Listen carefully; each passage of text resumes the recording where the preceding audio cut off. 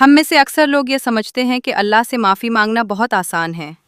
بس زبان سے چند الفاظ ادا کر دیے، استغفر اللہ کہا اور دل کو مطمئن کر لیا کہ کام ہو گیا۔ لیکن حقیقت یہ ہے کہ سچی معافی الفاظ سے نہیں، دل کی کیفیت سے مانگی جاتی ہے۔ اللہ تعالیٰ وہ رب ہے جو دلوں کے راز جانتا ہے۔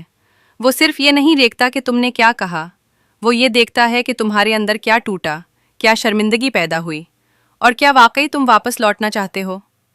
جو توبہ دل کو ہلا نہ دے وہ اکثر عادت بن جاتی ہے، اور جو توبہ عادت بن جائے وہ انسان کو بدل نہیں پاتی۔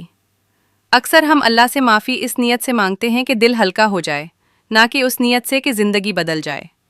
ہم گناہ کرتے ہیں، پھر فوراً استغفار کر لیتے ہیں، اور دل میں یہ تسلی رکھ لیتے ہیں کہ اللہ غفور و رحیم ہے، وہ معاف کر دے گا۔ یہ سوچ آہستہ آہستہ خطرناک بن جاتی ہے، کیونکہ اس میں معافی کا احترام ختم ہو جاتا ہے۔ اللہ کی رحمت کا سہارا لینا ایمان ہے، لیکن اللہ کے حکم کو ہلکا لینا غفلت ہے۔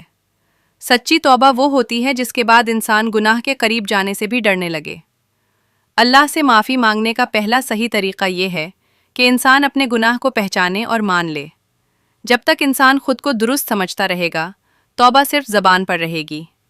اللہ کو یہ سننے کی ضرورت نہیں کہ تم کتنے اچھے ہو۔ اللہ یہ دیکھنا چاہتا ہے کہ تم اپنی کمزوری کو کتنی سچائی سے تسلیم کرتے ہو۔ جو شخص یہ کہہ دے کہ یا اللہ میں غلط تھا، اس نے توبہ کا پہلا دروازہ کھول دیا، کیونکہ غرور ٹوٹے بغیر معافی اندر نہیں آتی۔ دوسرا قدم دل کی شرمندگی ہے، ایسی شرمندگی جو انسان کو تنہائی میں بھی بے چین کر دے، جو نماز میں آنکھوں کو نم کر دے، جو گناہ یاد آتے ہی دل کو جھکا دے۔ یہ شرمندگی کوئی دکھاوا نہیں ہوتی، نہ کسی کے سامنے ہوتی ہے۔ یہ وہ کیفیت ہوتی ہے جو صرف بندے اور اللہ کے درمیان ہوتی ہے۔ یہی وہ شرمندگی ہے جسے اللہ پسند کرتا ہے، کیونکہ یہ دل کی سچائی کی علامت ہوتی ہے۔ تیسرا اور سب سے اہم قدم یہ ہے کہ انسان بدلنے کا ارادہ کرے۔ اللہ یہ نہیں دیکھتا کہ تم کبھی دوبارہ گناہ کرو گے یا نہیں، کیونکہ انسان کمزور ہے۔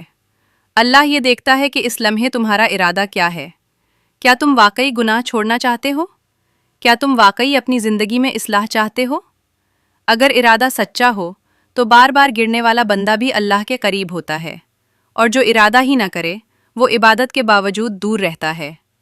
رمضان اس لیے نہیں آیا کہ ہم خود کو نیک ثابت کریں، رمضان اس لیے آیا ہے کہ ہم اپنی حقیقت پہچانیں۔ یہ مہینہ ہمیں یہ سکھانے آتا ہے کہ اللہ کامل لوگوں کو نہیں، پلٹ آنے والوں کو پسند کرتا ہے۔ جو بندہ ٹوٹ کر معافی مانگتا ہے وہ اللہ کے نزدیک مضبوط ہوتا ہے، اور جو بندہ اپنے گناہوں کو چھپاتا ہے وہ اندر سے کمزور رہتا ہے۔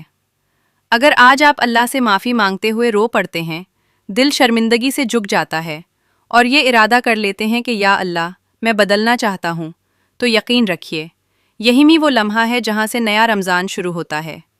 شاید کیلنڈر کے مطابق دن 9 ہو، لیکن دل کے مطابق یہ پہلا دن بن جاتا ہے، اور اللہ کے لیے سب سے قیمتی وہی بندہ ہوتا ہے جو سچ کے ساتھ واپس آتا ہے۔